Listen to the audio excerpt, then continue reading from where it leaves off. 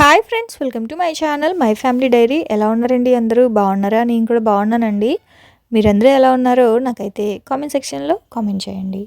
ఇక్కడైతే ఇవాళ మీకు నేను ఒక మంచి టిప్ తోటి వ్లాగ్ అయితే స్టార్ట్ చేస్తున్నాను. ఇప్పుడు మనకి చలికాలం కదా, చలికాలంలో ఎక్కువగా చుండ్రు సమస్యలు ఎక్కువ ఉంటాయండి. ఎక్కువగా చుండ్రు అంటే తలలో ఎక్కువ డాండ్రఫ్ పడుతూ ఉంటుంది కదా. సో ఆ డాండ్రఫ్ మనం ఇలా తల మీద ఇలా కొంచెం గోక్కున్నప్పుడు అది కాస్త ఆ డాండ్రఫ్ కాస్త ఫోర్ హెడ్ మీద పడి ఫోర్ హెడ్ మీద అంతా కూడా చిన్న చిన్న పింపుల్స్ వస్తూ ఉంటాయి. సో ఫేస్కి అలాగే జుట్టుకి రెండింటికి కలిపి ఒకటే టిప్ అనమాట.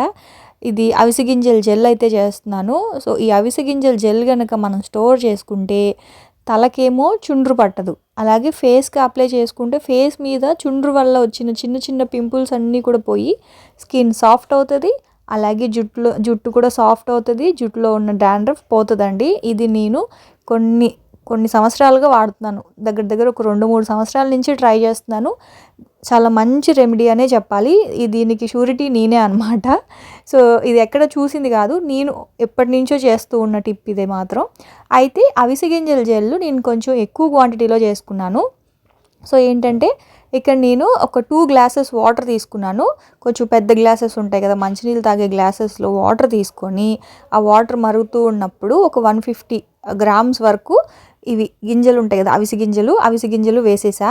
ఏంటంటే దీన్ని చేయడం కొంతమందికి ఎక్కువగా ఇలా రాదు, అంటే జెల్లీగా రాదు, లేదంటే ఎక్కువ జెల్గా అయిపోయి బయటికి రాకుండా ఉంటుంది, లేదంటే పలచగా అయిపోతుంది.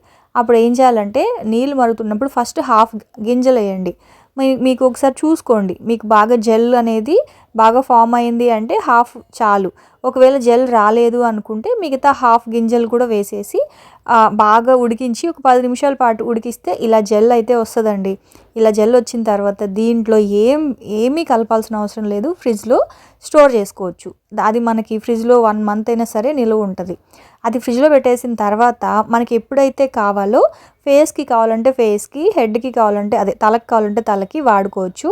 సో ఇప్పుడు ఇందులో నేను కొంచెం ఒక బౌల్లోకి అయితే తీసుకున్నాను. ఆ అవిసె గింజల జెల్ చల్లారిన తర్వాత అందులో కొంచెం పాలు, తర్వాత కొబ్బరి నూనె, పారాషూట్ అయినా ఏదైనా కొబ్బరి నూనె కొంచెము, ఇది వచ్చేసి విటమిన్ ఈ ట్యాబ్లెట్ అనమాట. సో అవైతే ఒక 2 అయితే వేసుకున్నాను. మీ జుట్టుని బట్టి బాగా ఒత్తుగా ఉందనుకోండి ఇంకా ఎక్కువ తీసుకోండి, కొంచెం జుట్టు ఉంటే కొంచెం తీసుకోండి, మీ ఇష్టం. సో అవిసె గింజల జెల్లు, అలాగే విటమిన్ ఈ ఆయిల్, అలాగే అందులో మామూలు కొబ్బరి నూనె, ఆ తర్వాత కొంచెం పాలు వేసేసి దీన్ని జుట్టుకు పెట్టేసి కనీసం ఒక హాఫ్ అన్ అవర్ పాటు అలాగే వదిలేసారనుకోండి, ఈ హెయిర్ ప్యాక్ అండి నిజం చెప్తున్నాను అసలు ఎంత సాఫ్ట్గా ఉంటుందో. మీకు ఏదైనా ఫంక్షన్స్ ఉన్నాయి అంటే కూడా, రేపు ఫంక్షన్కి వెళ్ళాలి అంటే ఇవాళ మీరు కనుక ఈ హెయిర్ ప్యాక్ వేసుకుంటే మీకు జుట్టు అనేది రేపటికి చాలా సిల్కీగా సాఫ్ట్గా ఉంటుందండి. చూడండి, మనకి ఇలా దువ్వితే సిల్కీగా సాఫ్ట్గా ఇలా వేవ్స్ ఉండవు అనమాట జుట్టు మీద, ఇలా వేవ్స్ వస్తాయి కదా, అలా కాకుండా సాఫ్ట్ హెయిర్ వస్తుంది. సో నేను ఎప్పుడైనా సరే ఏదైనా ఫంక్షన్స్ ఉంటే అలాగే చేస్తాను. అలాగే దాంట్లో కాస్త శనగపిండి కానీ లేదంటే గోధుమ పిండి కానీ బాగా మిక్స్ చేసి ఫేస్కి ప్యాక్లా కూడా వాడచ్చు.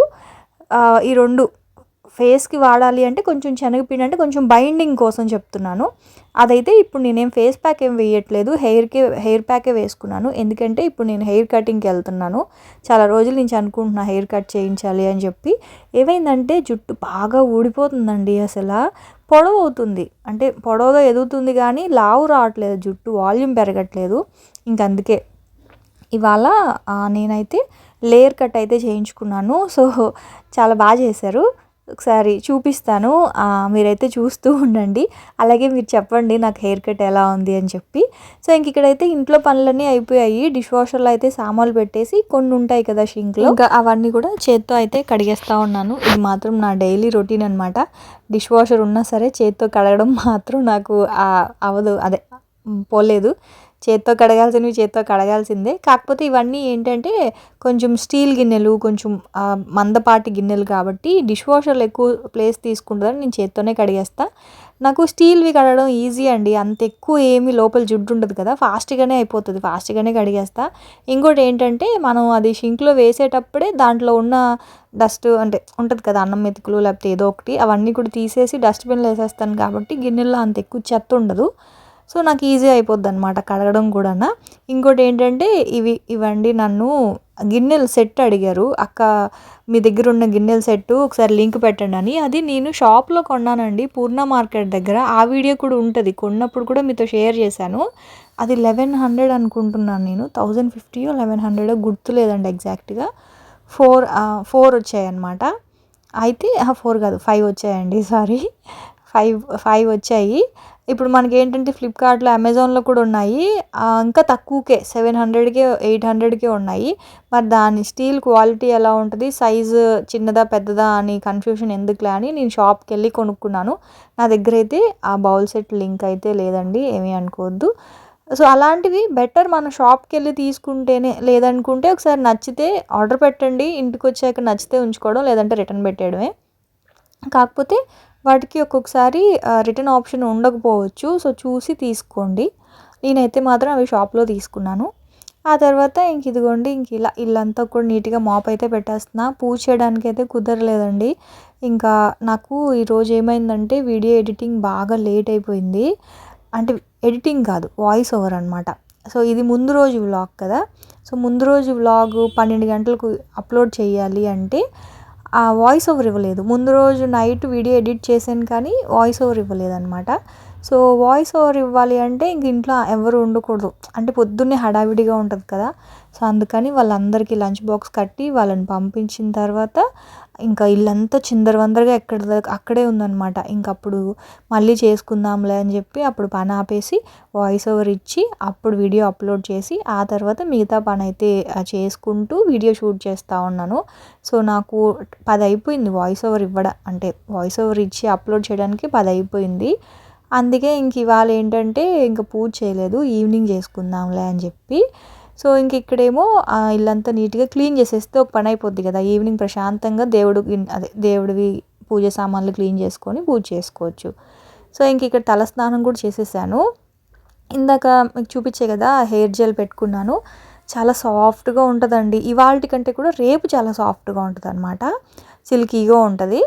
సో తలస్నానం చేసేసాను. తలస్నానం చేసి ఇక్కడేమో నాకు ఎందుకో జున్ను తినాలనిపిస్తుంది. ముందు రోజు డిపార్ట్మెంటల్ స్టోర్కి వెళ్ళాను. సో అక్కడ ఏంటంటే జున్ను పౌడర్ తెచ్చుకున్నా. ఇక్కడ 70 రూపీస్ అండి జున్ను ప్యాకెట్. అదే మనకి డీమార్ట్లో అయితే 55 రూపీస్కే వస్తుంది. నేను డీమార్ట్కి కనుక వెళ్తే ఒక 4-5 ప్యాకెట్లు తెచ్చుకుంటాను జున్ను. సో కామధేనువు జున్ను పౌడరు ఎవరికైనా జున్ను ఇష్టం అయితే డీమార్ట్కి వెళ్ళినప్పుడు తెచ్చుకోండి, 55 రూపీసే, బయట అయితే 70 రూపీస్. సో ఏం లేదు, జున్ను ఎలా అంటే ఒక ప్యాకెట్ పాలకి ఒక జున్ను పౌడర్ ప్యాకెట్ వేసేయాలి, రుచికి సరిపడా పంచదార, ఇలాచీ, అంతే. బెల్లం కావాలంటే బెల్లము, పంచదార కావాలంటే పంచదార, ఇంత అని ఏం లేదు. ఒక 2-3 స్పూన్స్ వేసుకోవడమే. ఒక ప్యాకెట్ పాలు, ఒక ప్యాకెట్ జున్ను పొడి, ఇలాచీ పొడి, పంచదార, అంతే వేసాను. అదంతా ఉండలు లేకుండా కలిపేసి ఇడ్లీ పాత్రలో వాటర్ వేసేసి కరెక్ట్గా మీడియం ఫ్లేమ్లో 20 మినిట్స్ కనుక పెట్టేసుకుంటే మనకి జున్ను రెడీ అయిపోద్ది. మొబైల్లో టైమర్ పెట్టేసుకోండి, కరెక్ట్గా 20 మినిట్స్ చాలు, అంతకంటే ఎక్కువ టైం పట్టదు, ఉడికిపోద్ది అనమాట. సో ఇక్కడేమో రైస్ పెట్టేశాను స్టవ్ మీద. జున్ను అయితే అయిపోయింది. దీన్ని తీసి పక్కన పెట్టేసి అది ఫ్రిడ్జ్లో పెట్టుకొనే తినాలండి జున్ను, అప్పుడే బాగుంటుంది. వేడిగా బాగోదు. కొన్ని చల్లగా తింటే బాగుంటాయి, కొన్ని వేడిగా తింటే బాగుంటాయి. జున్ను మాత్రం నాకు వేడిగా ఇష్టం లేదు. ఇదిగోండి జున్ను మొత్తానికి ఇడ్లీ పాత్రలో నుంచి తీస్తే ఇలా వచ్చింది, మొత్తం అంతా గట్టిగాన. చూసారా, నాకు ఎందుకో మనకి గేదె నుంచి వస్తాయి కదా పాలల్లో నుంచి వచ్చే జున్ను కంటే కూడా నాకు ఇలా జున్ను పౌడర్తో చేసిన జున్నే ఇష్టం అండి. ఎందుకో నాకు గేదె పాలలో నుంచి చేసినవి నాకు పాల వాసన వస్తుంది, లేకపోతే అట్లా అనిపిస్తుంది అనమాట. అందుకే నేను ఆ జున్ను తినను. నాకు ఈ పౌడర్ జున్నే ఇష్టము. కానీ అదే మంచి టేస్ట్ భారతి అని చెప్పారు కామెంట్స్లో. నిజమే, యాక్చువల్గా అది న్యాచురల్ జున్ను కదా, అయినా సరే నాకు ఈ పౌడర్ జున్నే ఇష్టం అనమాట. సో అదైతే నేను ఫ్రిడ్జ్లో పెట్టేశాను. ఇక్కడేమో ఇవాళ నేను ఏం కూర చేస్తున్నానంటే వంకాయ బంగాళదుంప బఠానీ కర్రీ అయితే చేస్తున్నానండి. కుక్కర్లో ఈజీగా అయిపోద్ది అనమాట. సో ఫస్ట్ అయితే ఆయిల్ వేసుకొని ఒక 2 ఆనియన్స్ వేసుకున్నాను. ఆనియన్స్ కొంచెం మగ్గిన తర్వాత టమాటోస్ కొంచెం ఎక్కువ పడతాయి, పెద్ద పెద్ద టమాటాలు ఒక 2 తీసుకున్నాను. అయితే టమాటాలు అంటే చలికాలం వర్షాలు పడుతున్నాయి కదండి, టమాటాల్లో పురుగులు ఉంటున్నాయి. నేనైతే పైన పండు చాలా బాగుంది కానీ లోపల పురుగు ఉంది. సో షాక్ అయ్యాను నేనైతే, ఇదేంట్రా బాబు ఇలా ఉంది పురుగు అని చెప్పి. సో జాగ్రత్తగా వండుకోవడం బెటరు. నేను అందుకే కట్ చేసి వండుతున్నాను. సో ఇంక ఉల్లిపాయలు వేగాక టమాటాలు వేసాను. టమాటాలు వేసిన తర్వాత అల్లం వెల్లుల్లి పేస్ట్ కాకుండా అల్లం పచ్చిమిర్చి వేసుకున్నాను. సో ఇది మసాలా ఫ్లేవర్ కాకుండా కొంచెం అల్లం పచ్చిమిర్చి ఫ్లేవర్ కొంచెం డిఫరెంట్గా ఉంటుంది కదా. సో అల్లం పచ్చిమిర్చి వేసాక బంగాళదుంప వేసేసాను. ఆ తర్వాత నా దగ్గర ఇన్స్టెంట్ గ్రీన్ పీస్ ఉంటాయి కదా, సో గ్రీన్ పీస్ కూడా వేసేసుకున్నాను. ఆ తర్వాత ఉప్పు, పసుపు, కారము, ధనియాల పొడి, గరం మసాలా వేయట్లేదండి ఇక్కడ. అల్లం వెల్లుల్లి పేస్ట్, గరం మసాలా నేను వేయలేదు. ఎందుకంటే అది మసాలా ఫ్లేవర్తో కాకుండా ఇది కొంచెం డిఫరెంట్ ఫ్లేవర్ వస్తుంది అనమాట. సో అందుకే నేను గరం మసాలా వేయలేదు. మీరు కావాలి అంటే వేసుకోవచ్చు, ప్రాబ్లం ఏం లేదు. నాకు నచ్చలేదు, అంటే నాకు నచ్చదు గరం మసాలా, అందుకే వేయలేదు. ఓన్లీ ఉప్పు, కారము, ధనియాల పొడి, ఒక పావు స్పూను జీలకర్ర పొడి వేసుకున్నాను అంతే. ఆ తర్వాత కొంచెం వాటర్ వేసి ఫస్ట్ బంగాళదుంపల్ని కొంచెం మగ్గించుకున్నాను. ఆ తర్వాత వంకాయలు వేసుకున్నా. వంకాయలే కొంచెం ఎక్కువ వేసుకున్నాను. అయితే నేను కొంచెం ఇది కూరలాగా తింటాం కాబట్టి కొంచెం వాటర్ వేసుకొని కుక్కర్లో ఒక విజిల్ పెట్టుకుంటే చాలండి, మీడియం ఫ్లేము. హై ఫ్లేమ్ అయితే 2 విజిల్స్ పెట్టుకోవాలి, కూర రెడీ అయిపోతుంది. లాస్ట్లో కొత్తిమీర వేసుకుంటే చాలు. అయితే నేనేం చేశానంటే మనకి ఫ్రై లాగా కావాలి అనుకుంటే అంత ఎక్కువ వాటర్ వేయకూడదు అనమాట, అంతే. నేను కూరలాగా కాబట్టి కుక్కర్లో వాటర్ వేసుకున్నాను. సో ఇంక ఇక్కడేమో మజ్జిగ పులుసు చేస్తున్నానండి. సో మజ్జిగ పులుసుకి ఫస్ట్ కొంచెం ఆయిల్ వేసుకొని ఆవాలు, ఖచ్చితంగా మెంతులు అయితే వేయాలి, కమ్మటి వాసన వస్తుంది. మెంతులు వేసుకున్న తర్వాత కరివేపాకు, ఎండుమిర్చి, అది వేగిన తర్వాత ఒక ఉల్లిపాయ, సన్నగా చాప్ చేసుకున్న ఉల్లిపాయ. ఇంకా మజ్జిగ పులుసులో కాయగూరలు వేసుకుంటే బాగుంటుందండి. బెండకాయ, తర్వాత ములక్కడ, తర్వాత క్యారెట్, ఇట్లాంటివి కొన్ని వెజిటేబుల్స్ వేసుకుంటే మజ్జిగ పులుసు బాగుంటుంది. కాకపోతే ఇంక నా దగ్గర లేవు ఇప్పుడు, అందుకే అవి వేసుకోలేదు. ఓన్లీ ఉల్లిపాయ ఫ్రై చేసుకున్నాక ఇందులో కూడా అల్లం పచ్చిమిర్చియే వేసుకున్నాను. అల్లం పచ్చిమిర్చి దంచుకున్నది ఒక స్పూన్ వేసుకున్నాను. ఆ తర్వాత పసుపు, ఉప్పు వేసుకున్నానండి. అది కొంచెం వేగిన తర్వాత ఇది శనగపిండి. అంటే మనకి మజ్జిగ పులుసు కానీ పెరుగు పులుసు కానీ కొంచెం కమ్మగా చిక్కగా రావాలి అంటే శనగపిండి వేస్తారు. శనగపిండి వాటర్లో కలిపి వేయకూడదండి, పచ్చి వాసన ఉంటుంది. సో 2 స్పూన్స్ శనగపిండిని పోపులోనే వేసేస్తే, ఆ పోపులో ఫస్ట్ శనగపిండిని వేయించాలన్నమాట ఆయిల్లో. వేయించిన తర్వాత ఇదిగోండి ఇలాగా కొంచెం కొంచెం వాటర్ వేసుకుంటూ మొత్తం ఆ శనగపిండిని అంతా కూడా ఇలా మిక్స్ చేసేసుకోవాలి. ఇలా మిక్స్ చేసేసుకున్న తర్వాత అందులో పెరుగేయాలి. చాలామంది పెరుగుని బాగా చిలకొట్టి అందులో వాటర్ వేసి మరిగిస్తారండి మజ్జిగని. నాకు ఎందుకో మజ్జిగని కానీ పెరుగుని కానీ అంతసేపు మరిగించడం నాకు ఇష్టం లేదు. సో అందుకని నేను ఏం చేశానంటే స్టార్టింగే శనగపిండిని మంచిగా ఫ్రై చేసుకొని కొంచెం వాటర్ వేసేసి ఇలా బాగా శనగపిండిని ఉడికించేసుకున్నాను. తర్వాత స్టవ్ ఆపేసి పెరుగు యాడ్ చేసుకున్నాను అంతే. పెరుగు వేసిన తర్వాత ఇంకా స్టవ్ అయితే ఆన్లో లేదు, ఆఫ్ చేసేసాను. ఇదిగోండి ఇప్పుడు మనం టేస్ట్ చూసుకొని సాల్ట్ అయితే అడ్జస్ట్ చేసుకోవడమే.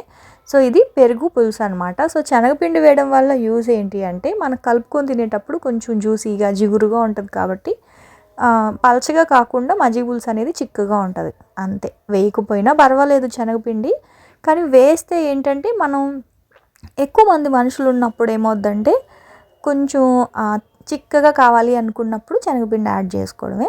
లాస్ట్లో కొంచెం కొత్తిమీర అయితే వేసుకున్నానండి. సో అంతే, అయిపోయింది. ఇంక ఇదేమో ఒక్క విజిల్ పెట్టాను మీడియం ఫ్లేమ్లో. కూర అంతా ఇదిగోండి ఇలాగా. సో ఇదేంటంటే మనము అన్నంతో కలుపుకొని తినడానికి కొంచెం కూర అంటే గ్రేవీ లాగా ఉంటే బాగుంటుంది కాబట్టి ఇలా చేసుకున్నాను. ఫ్రై అయితే వాటర్ వేయద్దు, కడాయిలో చేసుకుంటే ఫ్రై కూడా బాగుంటుంది. వంకాయ బంగాళదుంప ఫ్రై కూడా చాలా బాగుంటుంది. కాకపోతే ఇంక నేను కూరలాగా వండేసా. లాస్ట్లో కొంచెం కొత్తిమీర వేసేసుకున్నాను అనమాట. వంకాయ బంగాళదుంప బఠానీ కర్రీ. వైజాగ్లో ఎక్కువ అన్నదానాలు చేస్తారు కదా, వినాయక చవితి లేకపోతే దసరా, ఖచ్చితంగా పెట్టే కూర ఇదొకటండి. ఖచ్చితంగా ఉంటుంది ఇటు సైడు. నాకు అప్పుడే అలవాటు అయిందనమాట. సో ఆ తర్వాత ఇంక ఇదిగోండి ఇంక భోంచేసేసి హెయిర్ కట్కి అయితే వెళ్ళాలి. ఇంకా నైట్కి కూడా కలిపే వండేసాను అనమాట. ఇంక ఇప్పుడు వండేస్తే ఇంక నైట్కి ఇంక వంట ఏం లేదు. మామీ లేరు, బయటకు వెళ్ళున్నారు. ఇంక నేనైతే భోంచేసేసి హెయిర్ కట్కి అయితే వెళ్ళాలండి. ఇదిగోండి ఇంక నేను భోంచేసేసాను. జస్ట్ ఆ ప్లేటింగ్ ఎందుకు అంటే వీడియోలో అంటే థంబ్‌నెయిల్‌కి కావాలి కదా! అందుకే ప్లేట్‌లో నీట్‌గా అరేంజ్ చేసి ఒక ఫోటో తీసుకున్నాను. తర్వాత భోంచేసేసి ఇంక నేనైతే ఇదిగోండి బ్యూటీ పార్లర్‌కైతే వచ్చాను. ఇది ఎక్కడ అంటే మాకు శాంతినగర్‌లో ఉంటదనమాట. ఫెమినా అని చెప్పి ఫెమినా బ్యూటీ పార్లర్ ఇది. శాంతినగర్‌లో పార్క్ ఉంటది కదా! పార్క్‌కి ఎగ్జాక్ట్‌గా ఆపోజిట్‌లో ఉంటదండి. శాంతినగర్ పార్క్ ఆపోజిట్‌లో ఉంటదనమాట. చేస్తారు ఈవిడ. మామూలుగా మనం ఇంటికి రమ్మన్నా సరే వస్తారనమాట. అంటే బ్రైడల్స్‌కి చేయడం అవన్నీ కూడా చేస్తారనమాట. సో, నేనెప్పుడూ ఇంటికి దగ్గరగా ఉంటది కాబట్టి ఇక్కడే అంటే ఎక్కువగా ఐబ్రోస్ అయితే ఇక్కడే చేయించుకుంటాను. హెయిర్ కట్ అయితే ఇదివరకు తరచూ చేయించేదాన్నండి. ఎందుకంటే నాకు జుట్టు పొడవు చాలా పొడవు ఉంటది యాక్చువల్‌గా నాకు. కాకపోతే ఏమవుద్దంటే కట్ చేయించేస్తానే ఉంటాను. బాగా సన్నగా అయిపోయిందండి. జుట్టు పొడవున్నా సరే త్వరగా ఎదుగుతది కూడా, నిజానికి చెప్పాలంటే నాకు జుట్టు త్వరగా కూడా ఎదుగుతది. కానీ నేను కట్ చేసేసుకుంటూనే ఉంటా. సో, కనీసం 1 ఇయర్‌కి ఒకసారైనా సరే ఇంట్లో నేనైనా కట్ చేసుకుంటాను. కాకపోతే ఇంక ఈసారి మాత్రం ఇట్లా పార్లర్‌కొచ్చాననమాట. 1 ఇయర్‌కి ఒకసారి, 2 ఇయర్స్‌కి ఒకసారి అలాగా కొంచెం ఎక్కువ కట్ చేయిస్తూ ఉంటాననమాట. ఇంట్లో నేను కట్ చేసుకునేది ఏంటి అంటే కొంచెం కట్ చేసుకుంటాను. బయట కట్ చేయిస్తే మాత్రం కొంచెం ఏదో ఒక కొంచెం షేప్స్ కట్ చేయిస్తాననమాట. ఇవాళొచ్చి నేను లేయర్ కట్ చేయించుకున్నాను. చేశారు. కాకపోతే కొంచెం ఎక్కువ కట్ చేశారు జుట్టు. నేను చెప్పిన దానికంటే కొంచెం ఎక్కువ కట్ చేశారు. బట్ చూడడానికి బావుందని చెప్పి ఇంక నేనేమి అనలేదు. ఇక్కడైతే 350 తీసుకున్నారండి నా దగ్గర. కానీ బయటైతే కొంచెం ఎక్కువే కదా! నాకదే అనిపిచ్చింది. లేయర్ కట్ కానీ, స్టెప్ కట్ కానీ బయట కొంచెం ఎక్కువ ఉన్నాయి. మొన్న రీసెంట్‌గా మా చెల్లి కూడా చేయించుకుంది చెన్నైలో. తనకి 1000 రూపీస్ ఎంతో అయిందని చెప్పింది. కానీ ఇక్కడ బెటరే అనిపిచ్చింది నాకు. సో, ఇదిగోండి ఫైనల్‌గా ఇలాగా నాకైతే వాళ్ళు కట్ చేయడం కాదు కానీ నిద్రొచ్చేస్తా ఉందండి. అన్నం తినేసి వెళ్ళాను కదా! నిద్ర అనమాట. కళ్ళ మీద నిద్ర ఉండింది. సో, మొత్తానికైతే ఇంక ఇలాగా లేయర్ కట్ అయితే చేయించుకున్నాను. సో, ఇదిగోండి బావుంది కదా! కాకపోతే కొంచెం ఎక్కువ పొట్టిగా చేసేసారు కానీ చూడడానికి మాత్రం నాకు నచ్చింది. మరి మీరు చెప్పండి, మీరు చూడడానికి ఎలా ఉంది అని? నాకైతే నచ్చింది. లేయర్ కట్ అంతా బాగా ఎక్కువ యాక్చువల్‌గా నాకు హెయిర్ వాల్యూమ్ చాలా చిన్నగా ఉంది. అయినా సరే కొంచెం ఎక్కువ లేయర్సే వచ్చాయి. బానే కట్ చేశారు. కాకపోతే పొట్టిగా కట్ చేసేసారు. అంటే నేను చెప్పిన దానికంటే కూడా కొంచెం పైకొచ్చేసింది హెయిరు. సో, అది కానీ చూడడానికి బాగుంది కదా అని చెప్పేసి ఇంక నేనేం అనలేదు. నాకైతే ఆ ప్రైస్‌కి కూడా బానే మేలే అనిపించిందనమాట. సో, నాకు నేను ఇట్లా చెప్పాను, నేను యూట్యూబ్ అది చేస్తానంటే కొంచెం ఆవిడే నాకు వీడియో కూడా తీసి పెట్టారు. సో, అదనమాట. ఇంక ఫైనల్‌గా మరి మీకెలా అనిపించింది ఏంటి అనేది నాకైతే కామెంట్ సెక్షన్‌లో కామెంట్ చేయండి. నేనైతే రేపటి వ్లాగ్‌లో మళ్ళీ వచ్చేస్తాను. అప్పటి వరకు ఉంటాను. Bye friends. బాయ్.